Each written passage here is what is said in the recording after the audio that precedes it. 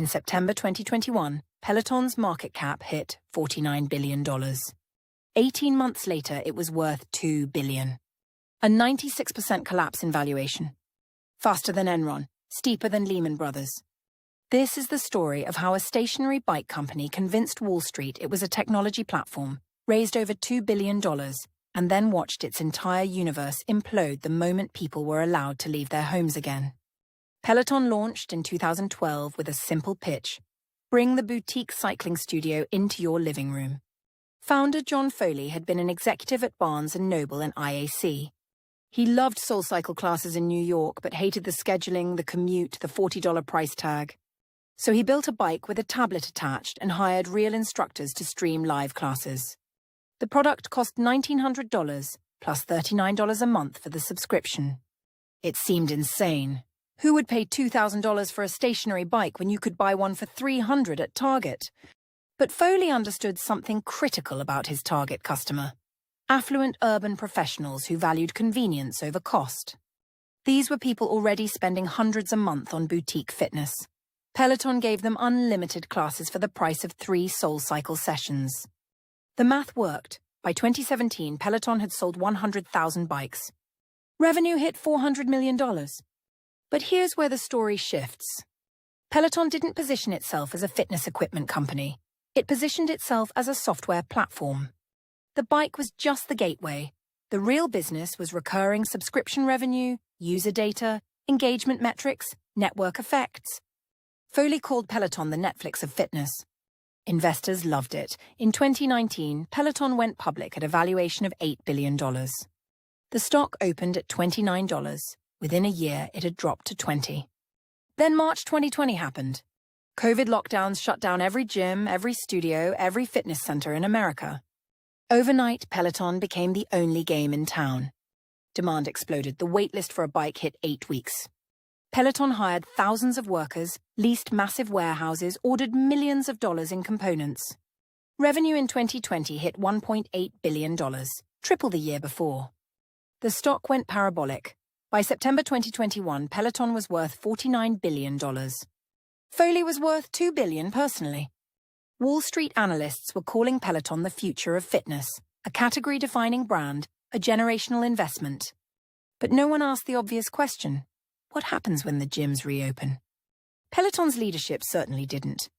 In May 2021, with vaccines rolling out and lockdowns ending, Peloton projected revenue growth of 100% year over year. They were betting pandemic demand was permanent. It wasn't. In the summer of 2021, Peloton's growth stalled completely.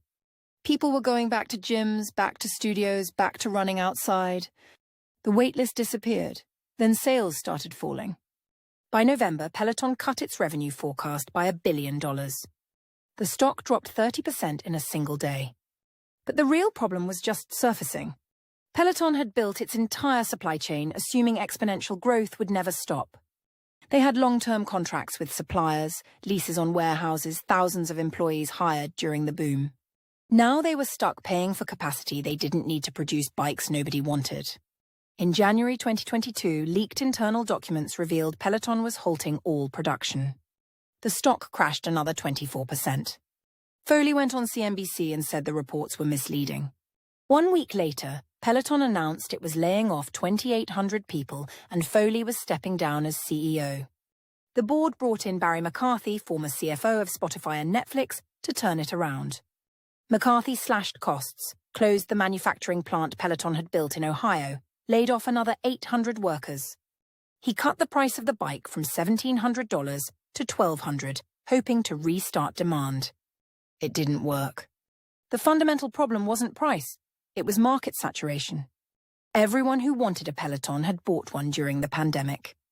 There was no new pool of customers. And the people who already owned bikes weren't replacing them. A Peloton lasts 10 years.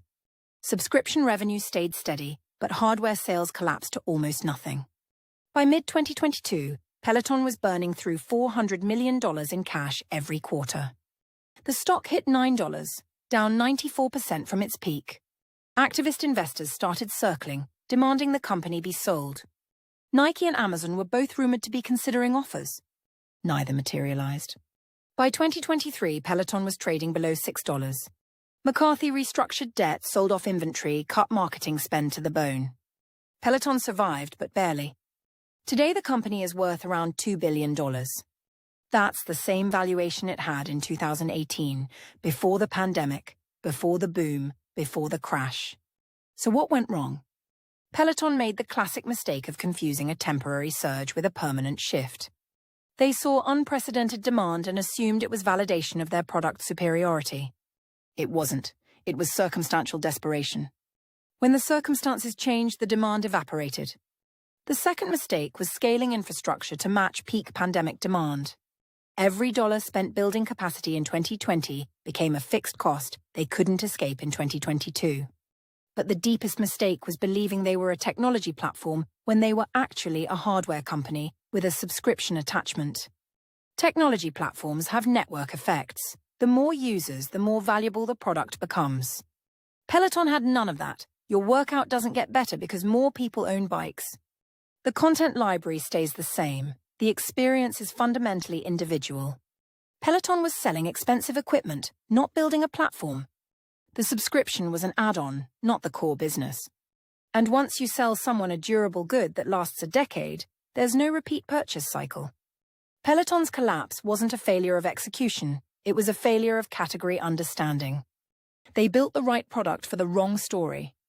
Which brings us to the real lesson. Markets don't care what you call yourself. You can position as a platform, raise money like a platform, get valued like a platform. But if your economics work like a hardware company, eventually reality catches up. Peloton is still alive, still operating, still has millions of subscribers. But the dream of being a $50 billion category-defining platform is over. They're back to being what they always were, a good product, a loyal customer base, and a business that works at a much smaller scale. Sometimes the hardest thing for a company to accept is knowing what it actually is. Which company should we examine next?